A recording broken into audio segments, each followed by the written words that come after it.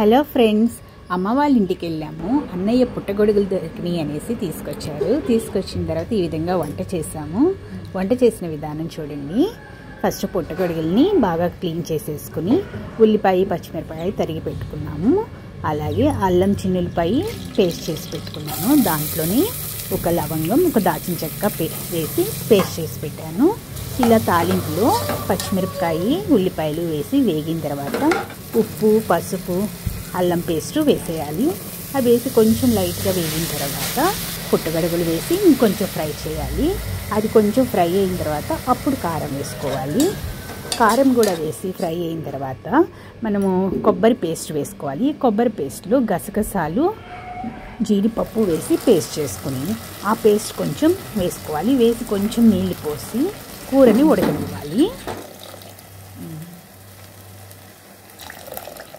బాగా ఈ స్టేజ్లో ఇలా దగ్గరికి వచ్చి ఉడికేటప్పుడు కొత్తిమీర వేసేసి ఇంకొంచెం సేపు మగ్గనివ్వాలి.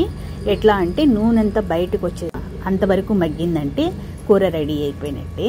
ఇప్పుడు టేస్ట్కి ఇద్దాము. అన్నయ్యకి ఇచ్చాను, మీరే చూడండి అన్నయ్య రియాక్షన్.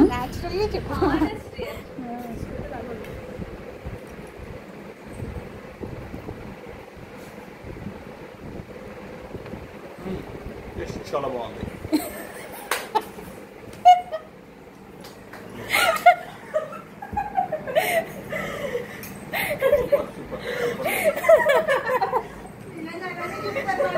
వీడియోలు మహిమ చూస్తున్నారు కదా, రోజు రీల్స్. తినేయాలనిపిస్తుంది, తినేయచ్చు కదా. నేను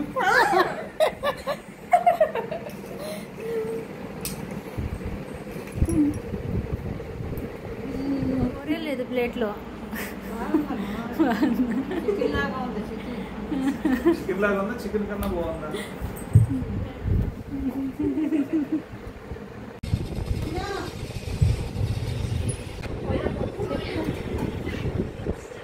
బాగుంది.